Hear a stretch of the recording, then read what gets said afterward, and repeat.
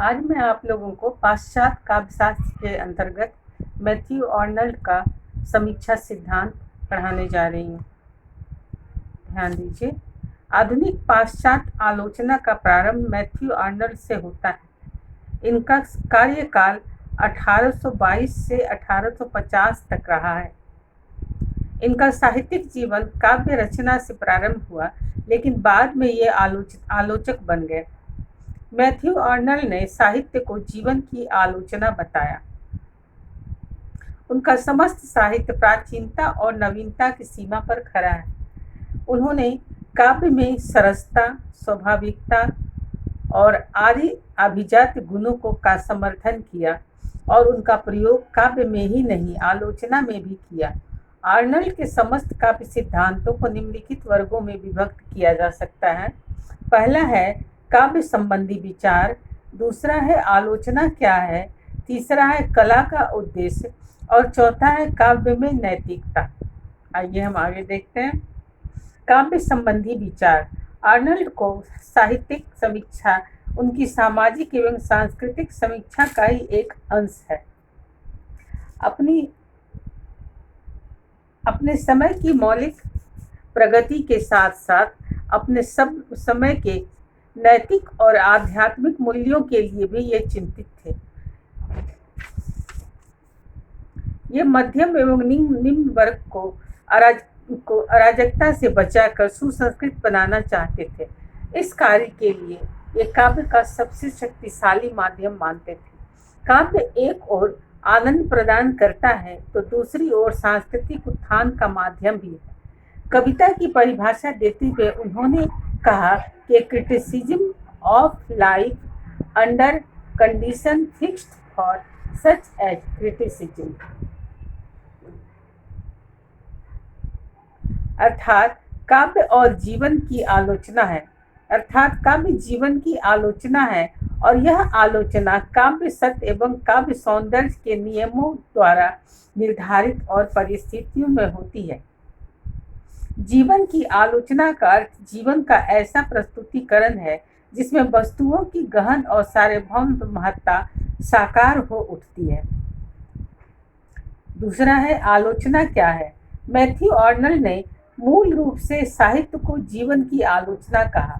आलोचना की परिभाषा देते हुए उन्होंने कहा कि समीक्षा संसार में जो भी उत्तम एवं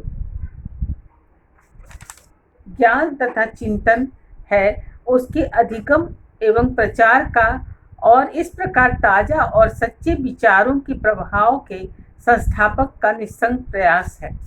आलोचना का प्रधान काम रचनात्मक क्रियाशीलता के लिए ऐसा वातावरण निर्माण करना है जिसमें सर्वोत्तम विचारों को मानव तक पहुंचाने की क्षमता रखने वाले साहित्य का निर्माण संभव है।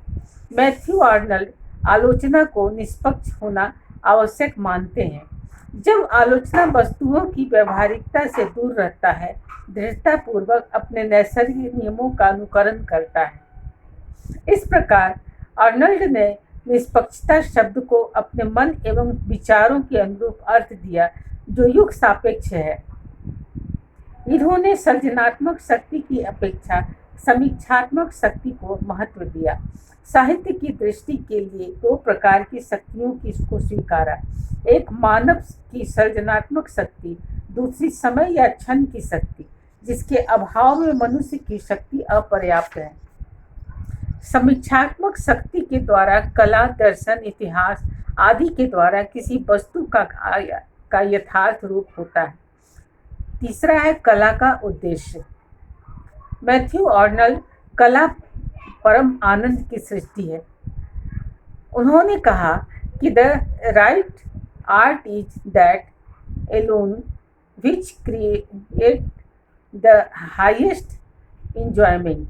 अतः मानव को सुखी कैसे बनाया जाए, कला का उद्देश्य होना चाहिए। इसीलिए त्रासदी में जिसका उद्देश्य आनंद की सृष्टि करना है, पात्रों को निरंतर कष्ट सहन करते हुए ही नहीं दिखाना चाहिए, अपितु उन्हें आपत्ति, प्रतिशोध एवं संघर्ष करते हुए भी दिखाना चाहिए।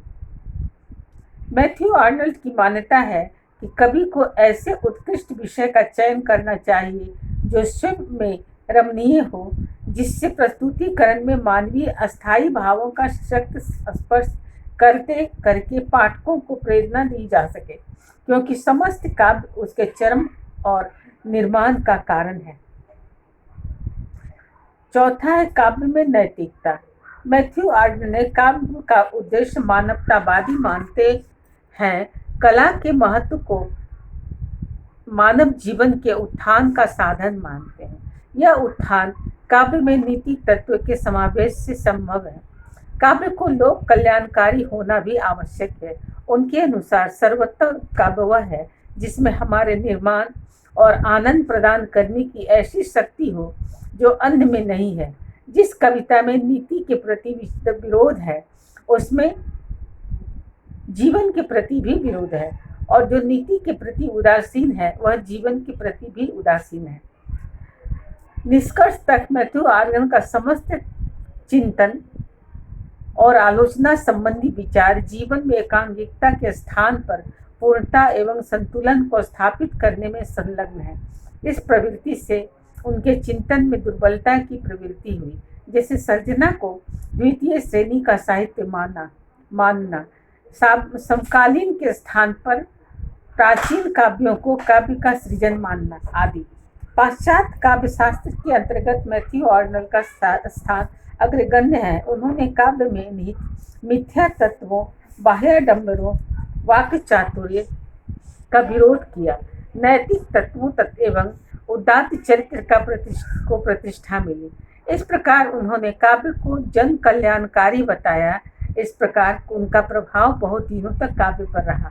आधुनिक काल के इलियट, इवनिंग इत्यादि समीक्षकों में भी उनका दृष्टिकोण देखा जा सकता है। धन्यवाद।